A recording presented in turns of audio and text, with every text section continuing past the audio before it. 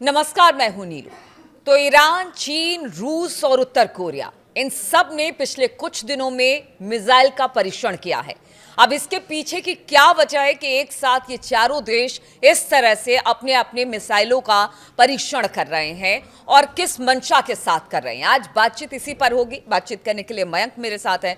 मयंक, हमने अभी रूस को देखा था, उससे पहले चीन, अब बताया जा रहा है कि ईरान भी और उत्तर कोरिया भी इसमें जुड़ गया है। कौन कौन से मिसाइलों का परीक्षण पिछले कुछ दिनों में हुआ है और इसके क्या मायने निकाले जाए? देखिए, इसका जो ये जो बाद वाला सवाल है ये ज़्यादा महत्वपूर्ण है कि इसका मायने क्या निकाले जाएं। देखिए, आप एक घटनाक्रम, एक क्रम में हम शुरू से देखते हैं कि 20 सितंबर, अगर मैं गलत नहीं हूं तो 20 सितंबर को खबर आती है कि ईरान ने एक आईसीबीएम टेस्ट किया है। हमने सबसे पहले वो वीडियो बनाया, आपको दिखाया कि वो जो मिसाइल थी ये आईसीबीएम होनी चाहिए, और बाद में कई सारे सोर्सेज से खबर आई कि हाँ, ये वाकई आईसीबीएम थी, और उसको फिर बाद में कंफर्म जो है वो नेतन्याहू ने खुद कर दिया। हमें और किसी की कंफर्मेशन की जरूरत नहीं है। इजराइल के प्रधानमंत्री खुद कहने लगे कि 8000 किलोमीटर तक की रेंज की मिसाइल ऑलरेडी आ गई है, जो कि अमेरिका तक जा सकती। जरा सा और रेंज बढ़ जाए तो वो अमेरिका चली जाएगी। तो ये बात हुई ईरान की आईसीबीएम की। अब देखिए, ईरान की आईसीबीएम टेस्ट होती है 20 सितंबर को। अब आप उसके बाद देखिए 30 सितंबर को, यानी सिर्फ 10 दिन बाद, चीन ने अपनी नई DF-26D मिसाइल का परीक्षण किया। ये मिसाइल एक हाइपरसोनिक मिसाइल थी और कई सारे मल्टीपल वॉरहेड्स ले जाने में सक्षम थी। इसी बीच में ईरान में एक बड़ी परेड भी हुई थी, आर्मी परेड हुई थी, जिसमें कई देश के नेता शामिल थे। उसमें जो है कई सारी मिसाइल्स चाइना ने अपनी ऑलरेडी उसमें शो करी थी।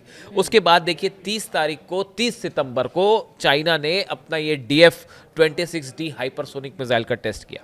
इसके बाद आते हैं 11 अक्टूबर को। 11 अक्टूबर को उत्तर कोरिया ने अपनी नई परमाणु मिसाइल हॉन्सवांग 20, ये इंटरकॉन्टिनेंटल बैलिस्टिक मिसाइल है, सबसे पावरफुल मिसाइल है, और अगर प्योंगयांग से, नॉर्थ कोरिया से दाग दी जाए तो सीधा वॉशिंगटन डीसी और न्यूयॉर्क भी जा सकती है।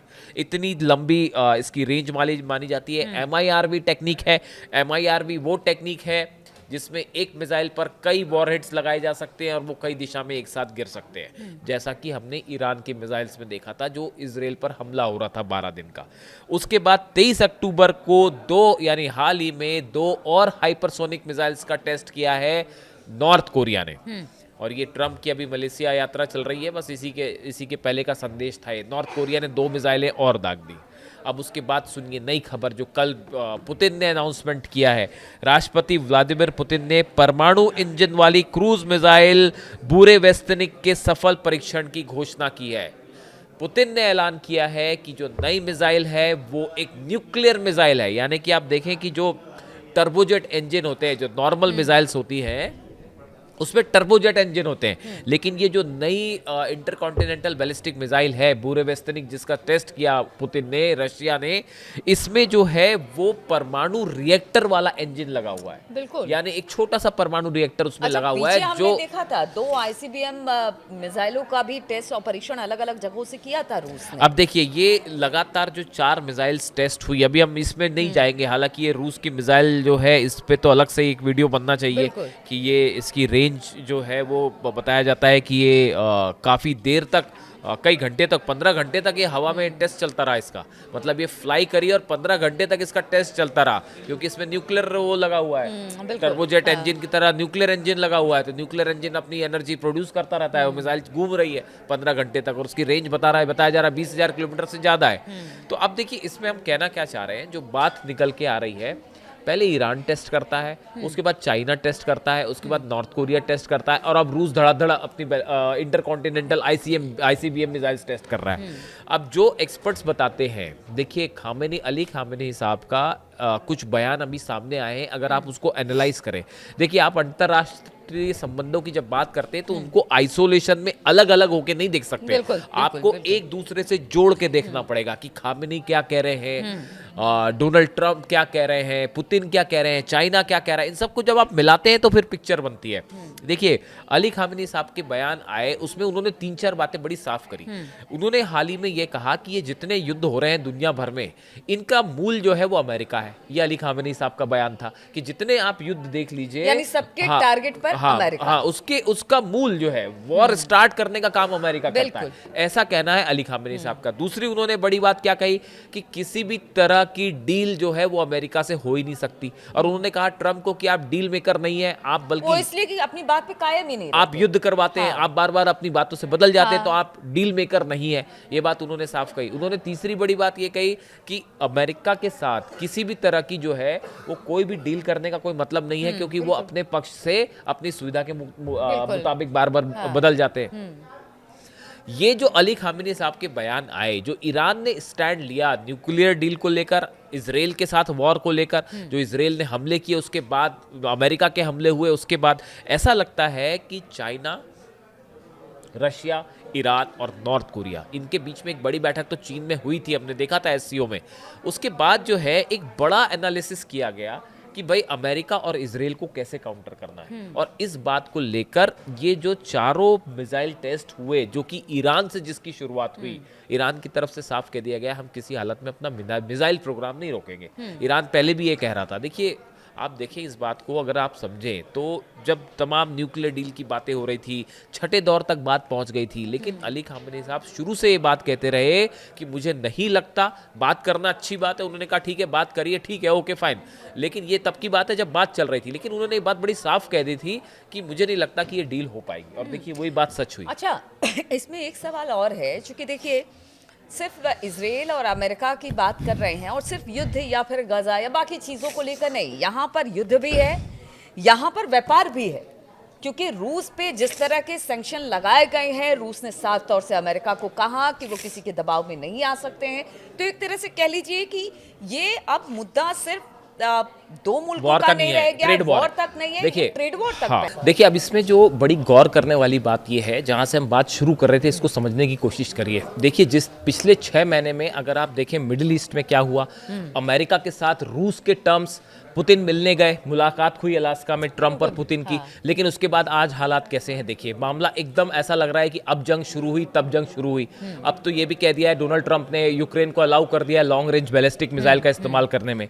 इस पूरे मामले को लेकर अगर कोई सबसे सही किसी की बात साबित हुई तो वो है अली खामेनी साहब, और ऐसा लगता है कि ये चारों पांचों देशों के बीच में एक बड़ी बैठक हुई, जिसमें इस बात पर सहमति जताई गई कि अमेरिका को लेकर और इजराइल को लेकर जो ईरान का स्टैंड है, जो अली खामेनी साहब शुरू से बात कह रहे हैं, इसी को फॉलो किया जाए। ये एक एग्जेजरेशन नहीं है जो मैं कह रहा हूं, इसको समझिए आप। ऐसा लगता है कि रूस, पुतिन अली खामेनी साहब की बात मान रहे हैं, जिनपिंग अली खामेनी साहब की जो दिशा निर्देश है, जो उनकी एक बेसिक स्ट्रैटेजी है, अंडरस्टैंडिंग है अमेरिका को काउंटर करने की, उसको भी मानते दिख रहे हैं। नॉर्थ कोरिया भी उनको मानता दिख रहा है, और अब तो वेनेजुएला भी। देखिए, अभी नए जो डेवलपमेंट हुए हैं उसके मुताबिक डोनाल्ड ट्रंप ने इस बात को अलाउ कर दिया है यूक्रेन को कि लॉन्ग रेंज बैलिस्टिक मिसाइल भेज देंगे, आप देने के लिए अलाउ कर दिया है। साथ ही टॉम हॉक मिसाइल को लेकर बड़ी खबर है कि टॉम हॉक मिसाइल जो है वो यूक्रेन को देना, जिस तरह से पुतिन उसका विरोध कर रहे थे, पुतिन ने कहा है कि अगर आपने टॉम हॉक मिसाइल दे दी तो हम वेनेजुएला को जो है वो बैलिस्टिक मिसाइल दे देंगे। ये बिल्कुल वही स्टैंड है जो अली खामेनी साहब रखते हैं, टिट फॉर टैट। अगर आप हमला करेंगे तो इजराइल को जवाब मिलेगा।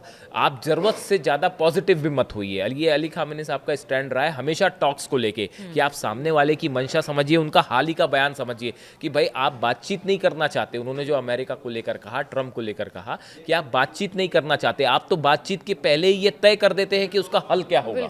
तो आप हम पे अपनी जो है बातें थोपने की कोशिश कर रहे हैं, जिसको हम नहीं मानेंगे। इसीलिए टॉक्स को लेकर अब ये देखिए, ये जिस तरह से एक के बाद एक मिसाइल टेस्ट हो रहे हैं, जिस तरह से ईरान अपने प्रोग्राम को आगे बढ़ा रहा है, या अलग अलग मुद्दों पर, ऐसा लगता है कि ये चारों देशों में एक बड़ी चर्चा है और एक कॉमन स्ट्रैटेजी के तहत ये तय हुआ है कि कैसे अमेरिका और इजराइल को काउंटर किया जाए।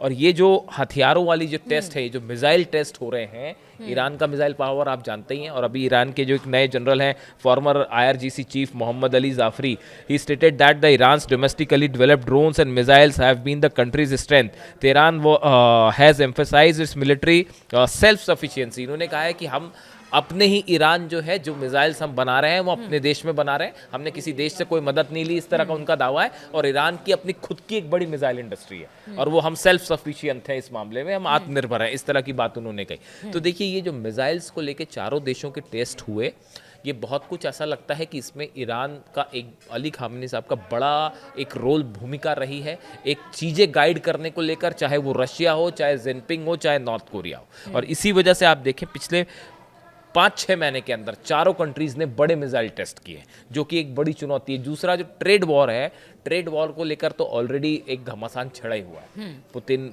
चाइना, ये जो 5 कंट्रीज़ हैं एक साथ खड़ी दिखाई दे रही हैं। अब इसको ट्रेड वॉर किस रूप में आगे बैठता है, उसमें ट्रम्प की क्या पॉलिसी होती है टैरिफ को लेके, ये बड़ा मैटर करेंगी। लेकिन फिलहाल वेनेजुएला जो है वो फ्लैश पॉइंट पे है, हम उसको लेके एक अलग से वीडियो कर देंगे आपके लिए कि फ्लैश स्थिति क्या है वहाँ पे और अगला क्या हो सकता है वेनेजुएला में।